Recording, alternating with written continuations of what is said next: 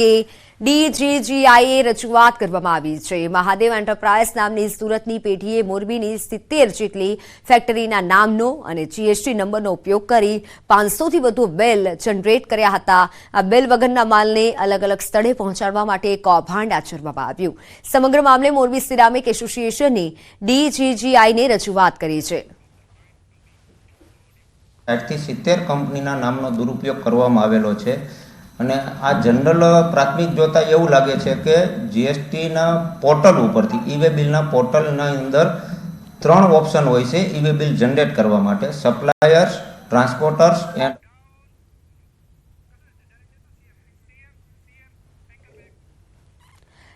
તો હાલ અત્યારે સીએમ સંબોધન કરી રહ્યા છે। સીધા જઈશું તે તરફ। ગાંધીનગરના મેયર શ્રી હિતેશભાઈ મકવાણા, ધારાસભ્ય શ્રી રીટાબેન પટેલ, મુખ્ય સચિવ શ્રી રાજકુમારજી, મંચસ્થ સૌ મહાનુભાવો, પ્રેસ મીડિયાના મિત્રો, આપ સૌને મારા નમસ્કાર।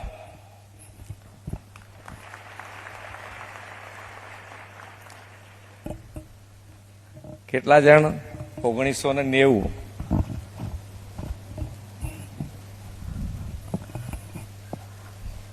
તમારા મોહડા ઉપર સ્મિત છે। અહીંયા આગળ સર્ટિફિકેટ આપતો તો પેલા ભાઈને લેવાની ઉતાવળ હતી એમ, એટલે મેં કીધું આ તારું જ છે, તને બીજા કોઈ નથી લઈ જાય।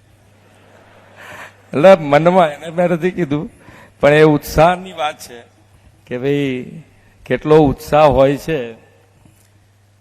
અને એક તો મગજમાં બધાને એક આવી ગયું છે કે ભાઈ સરકારી નોકરી, અને સરકારી નોકરી મળી જાય પછી આપણને શાંતિ। પણ હમણાં હસમુખભાઈ પટેલનું નામ બોલાય એટલે બધાને કેવી તાળીઓ પડે એમ।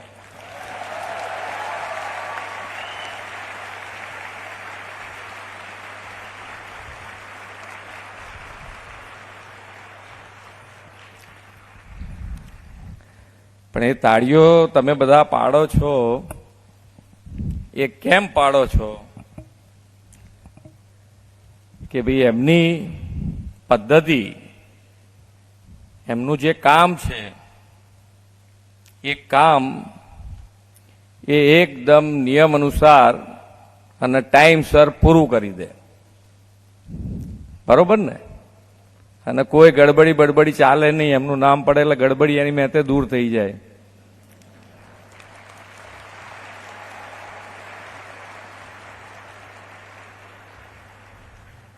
એટલે આપણે બી આપણને બધાને તાલી પડે એવું કામ હવે આપણે કરવાનું છે। મુદ્દો એટલા માટે છે આપણા માટે કે હવે આપણે પણ નોકરીમાં જોડાયા, સરકારી નોકરીમાં જોડાયા છીએ। લોકોની ખૂબ સેવાનો તમને મોકો મળવાનો છે। તમે જે ડિપાર્ટમેન્ટમાં હો, જ્યાં કામ તમને મળ્યું હોય, લોકોને એમ થવું જોઈએ કે ભાઈ ના, એમની જોડે જઈએ એટલે કામ આપણું પૂર્ણ થઈ જાય। અને દરેક વસ્તુમાં કામ થઈ જવું જરૂરી નથી, પણ જે સામેનો વ્યક્તિ કામ લઈને આવ્યો છે એ કામ ન થાય એવું હોય તો એના મગજમાં ક્લેરિટી તમારે આપવી પડે કે ભાઈ આ તારું કામ નથી થવાનું। પણ તમે રોજ કાલે જોઉં છું ને પરમદાડે જોઉં છું ને ચાલ્યા કરે। એક તો સરકારી ઇમેજ આપણે બધા ભેગા થઈને બદલવાની છે, બદલવાની છે ને। આમ જોરથી બોલો, આમ ધીમે ધીમે ના બોલો। હા, વડાપ્રધાન શ્રી જે પ્રમાણે દેશને અત્યારે દુનિયાના ફલક ઉપર ગૌરવ અપાઈ રહ્યા છે, અને એ ગૌરવ જે મળી રહ્યું છે આપણને બધાને, એમાં આપણો પણ સહયોગ થવો જોઈએ, એટલું તો થવું જોઈએ ને। એટલે આપણો સહયોગ કેવી રીતે કરી શકાય એ આપણે બધાએ વિચારીને કામ કરવાનું છે। અને પદ્ધતિ જેમ જેમ ખ્યાલ આવતો જાય એમ હમણાંથી અહીંયા આગળ સીએસએ કીધું કે ભાઈ અમે પદ્ધતિ આખી બદલતા જઈએ છીએ, કારણ કે ઉમેદવારો એટલા આવતા હોય છે, ઉમેદવારોની એક્ઝામ લેવી, અને એક્ઝામમાં સૌથી મગજમારી વાળું કામ એટલે શું થાય? પેપર ફૂટવાનું। પેપર ફૂટવાની મગજમારી વધારે. એટલે એ આપણે નથી જોઈતું. આપણે આટલું સરસ આજે તમે જુઓ અહીંયા આગળ જેટલાના નામ બોલાયા બધાને ક્યાંક ને ક્યાંક પરિસ્થિતિ, બધાની નાની મોટી ઘરની પરિસ્થિતિ આપ જોયું તો ફાધર એમના શું કરે, મધર શું કરે છે, કઈ પરિસ્થિતિ હતી, એ પરિસ્થિતિમાંથી આપણે બહાર આવવું છે. અને બહાર આવવા માટે આટલી બધી મહેનત કરી હોય, સરકારી નોકરી મળી હોય, તો આપણને આપણો તો વિચાર આવવો જ જોઈએ. સામેવાળો વ્યક્તિ આવ્યો છે તો એનું કામ કેટલું ઝડપથી થાય, એને 10 રૂપિયાનું ભાડું મોંઘું પડતું હશે કે નહીં પડતું હોય એ તમને ક્યાં ખબર છે? એ બાજુવાળા પડોશીના 10 રૂપિયા લઈને અહીંયા તમારી ઓફિસ સુધી આવ્યો છે એ તમને ક્યાં ખબર છે? પણ તમે તમારી જિંદગી જે રીતે જીવ્યા છો કે ભાઈ નાની ઘરમાં મુશ્કેલીવાળા ઘરમાંથી તમે આગળ આવ્યા છો, એ બધી જ પરિસ્થિતિ તમને યાદ રહી અને સામેવાળાનું કામ કરતા રહો તો આપણે આજે સરકારી જે બધું નીકળી જાય અને આપણે એક થઈ, જે વડાપ્રધાનશ્રીનું છે ને કે સૌનો સાથ, સૌનો વિકાસ, સૌનો વિશ્વાસ અને સૌના પ્રયાસથી વિકસિત ભારત બનાવવાનું છે. ને વિકસિત ભારત માટે લીડ કોણ લેશે? વિકસિત ગુજરાત. અને વિકસિત ગુજરાત માટે તમે બધા તૈયાર ને? કારણ કે 25 વર્ષ હવે તમારા હાથમાં, જે આજે શરૂઆત થઈ છે એટલે 25 વર્ષ તો નોકરી કરશે જ ને. 25 વર્ષ અમૃતકાળ તમારા હાથમાં આપ્યો છે. હમણાં સાહેબના સંદેશમાં કે ભાઈ તમે શીખ્યા જ કરો, નવું શું કરી શકાય, મુશ્કેલી કેવી રીતે ટાળી શકાય, નવું શું આ કરવાથી મુશ્કેલી ના આવે, એ બધું તમે કરી શકો એમ છો. પણ આપણે શું કરીએ, પછી બીબા ઢાળમાં આવી જઈએ. અને એક તો કેવી ટેવ હોય છે આપણા બધાના, તો તમારે નહીં અમારા બધાને એવું જ હોય અમુક વસ્તુ, કે એવું નથી કે અહીંયાથી બોલીએ એટલે બદલાઈ જાય. કે ભાઈ આમ કામ કોઈ સારું લઈને જતો હોય ને, હવે બેસ ને, અત્યાર સુધી આટલા ગયા, કોઈએ કશું થયું તારું બદલાઈ ગયું છે, તું બેસ શાંતિથી. એટલે પેલો કરતો હોય એને ના કરવા દે.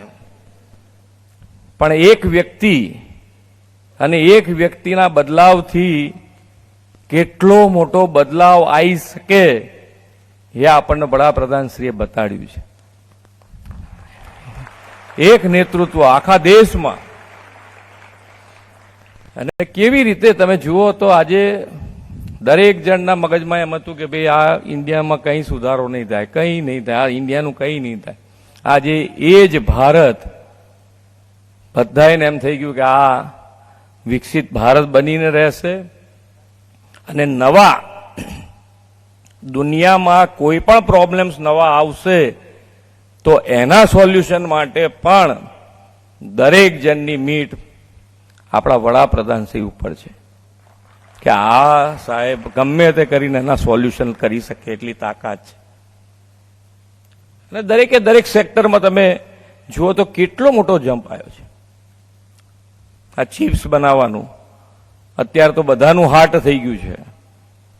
જીવતા માણસના બધાનું હાર્ટ આ ચિપ્સ થઈ ગયું છે. તમારે ફોન બાજુ પર મૂકીને આવવાનું કીધું હોય ને તો કેટલો બળબડ કરતો અંદર આવે કે યાર ફોન મુકાઈ દો, ફોન અરે ભાઈ અડધા કલાકમાં શું થઈ જવાનું છે. જાણે આપણું હાર્ટ બહાર રહી ગયું હોય ને એવું જ છે ને. હવે એ ચિપ્સ બનાવવા માટે આખી ઇન્ડસ્ટ્રીઝ, ચિપ્સ બનાવવાની ઇન્ડસ્ટ્રીઝ જે છે એને ભારતમાં લાવવા માટે અત્યાર સુધીના બધા વડાપ્રધાનોએ પ્રયત્ન કર્યો છે. પણ સફળતા કોને મળી? માન્ય વડાપ્રધાન શ્રી નરેન્દ્રભાઈ. આજે આપણા ત્યાં આગળ ચિપ્સ બનાવવાનું માઇક્રોન અને ટાટા બંને અહીંયા આગળ, એક સાણંદ અને એક ધોલેરા, 2 ચાલુ થઈ જશે, ફેબ બનાવવાના છે. એટલે એક તાકાતથી જ આપણે આગળ વધવું પડે. અને તમે કયું કામ કરો છો, કયું નથી કરતા, એમાં પડવાની શું જરૂર છે? ભાઈ બધા એક સરખું જ કામ કરશે એવું તો બનવાનું નથી ક્યારે. કે નાનું કામ મોટું કામ કે મારું તો હવે યાર હું તો તલાટી છું, હવે મારું કેટલું આવે ભાઈ. અરવલ્લી જિલ્લામાં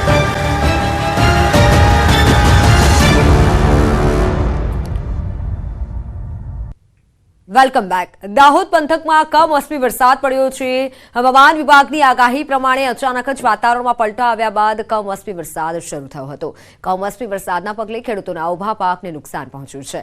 જેથી ખેડૂતના માથે કુદરતી આફતનો માર પડ્યો હોય તેવી સ્થિતિ સર્જાઈ છે. તો સમાચારોમાં હાલ બસ આટલું જ. રજા આપશો. નમસ્કાર.